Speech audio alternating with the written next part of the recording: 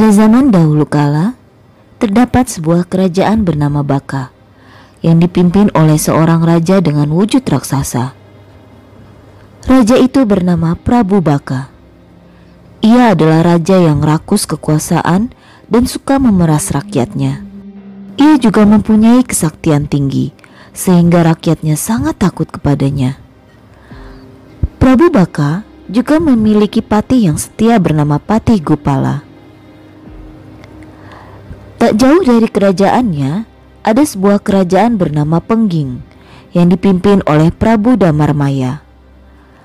Pengging merupakan negeri yang damai, makmur dan juga subur. Prabu Baka yang haus kekuasaan ingin memiliki kerajaan Pengging, sehingga ia merencanakan penyerangan ke negeri tersebut. Singkat cerita, Prabu Baka akhirnya menyerang kerajaan Pengging. Bersama Patih Gupala, mereka memimpin penyerangan dan berhasil memukul mundur pasukan kerajaan Pengging yang tidak siap karena serangan mendadak tersebut. Prabu Damarmaya ternyata mempunyai seorang putra yang sangat sakti. Ia bernama Bandung Bondowoso. Selain sakti, ia juga memiliki pasukan yang tidak sembarangan, yaitu pasukan yang berisikan para jin. Bandung Bondowoso yang baru saja pulang berburu marah besar saat tahu kerajaannya diserang tiba-tiba oleh Prabu Baka. Bandung Bondowoso dan pasukan jin miliknya langsung melakukan serangan balasan. Di tengah pertempuran, Bandung Bondowoso akhirnya bertemu dengan Prabu Baka dan mereka pun bertarung. Bandung Bondowoso yang ternyata lebih sakti akhirnya berhasil membunuh Prabu Baka. Setelah kematian Prabu Baka, pasukannya menjadi kocar-kacir. Patih Gupala pun memerintahkan mereka mundur dan kembali ke kerajaan Baka. Bandung Bondowoso dan pasukannya terus mengejar musuh hingga ke kerajaan Baka. Pasukan Baka pun menyerah dan kalah dari peperangan tersebut. Bandung Bondowoso pun kini menguasai kerajaan Baka dan para pasukannya. Ketika memeriksa seluruh istana, betapa terkejutnya dia karena bertemu putri yang cantik jelita di salah satu sudut istana. Wahai putri cantik, siapakah dirimu? Namaku Roro Jonggrang. Aku adalah putri dari Prabu Baka. Bandung Bondowoso tidak menyangka Prabu Baka yang berwujud raksasa ternyata memiliki putri yang cantik sekali. Ia pun langsung jatuh cinta kepada Roro Jonggrang saat pertama melihatnya. Bandung Bondowoso langsung melamar Roro Jonggrang saat itu juga. Wahai putri, maukah kau menjadi istriku? Mendampingiku memimpin kerajaan ini bersama? Mendengar pinangan Bandung Bondowoso, Roro Jonggrang menjadi bingung. Ia takut kepada Bandung Bondowoso yang sakti. Namun, ia tidak ingin menikah dengan orang yang telah membunuh ayahnya. Tiba-tiba, ia memiliki ide untuk menggagalkan lamaran Bandung Bondowoso. Aku bersedia menikah denganmu, Tuan. Tetapi kamu harus memenuhi 2 syarat dariku. Sebutkan saja putri, aku akan melaksanakan apapun syarat darimu. Aku ingin dibuatkan sumur dan 1000 candi, tapi hanya dalam waktu semalam.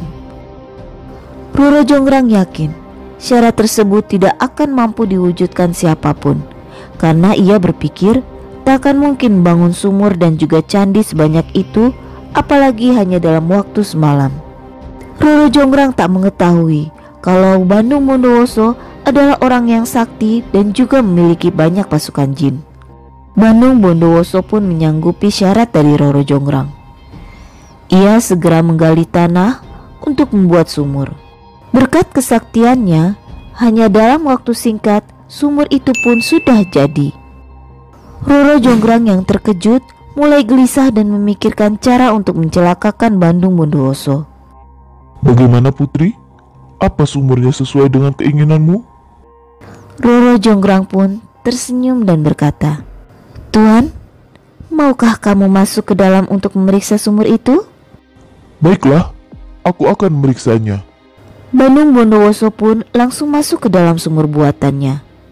Ketika ia masuk ke dalam sumur, Roro Jonggrang memerintahkan Pati Gupala dan pasukannya untuk segera menutup sumur itu dengan batu. Bandung Bondowoso yang merasa ditipu menjadi sangat marah. Dengan kesaktiannya, ia langsung menghancurkan batu yang menimbunnya dan langsung naik ke atas kembali.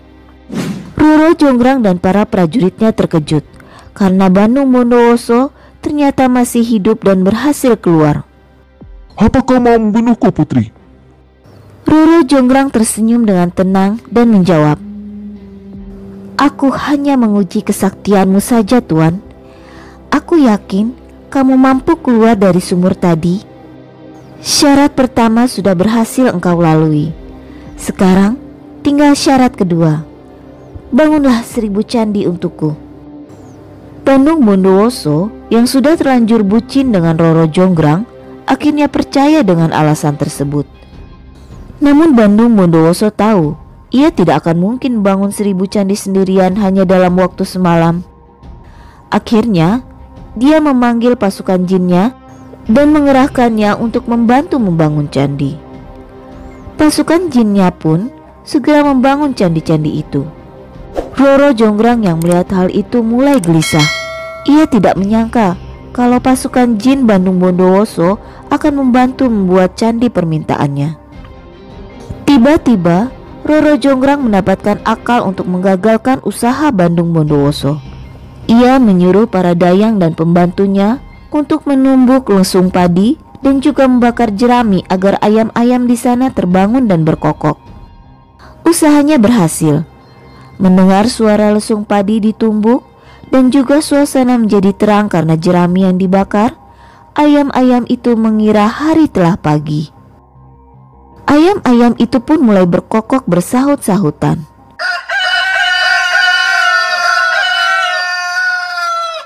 Pasukan jin yang mendengar suara ayam berkokok mengira hari telah pagi.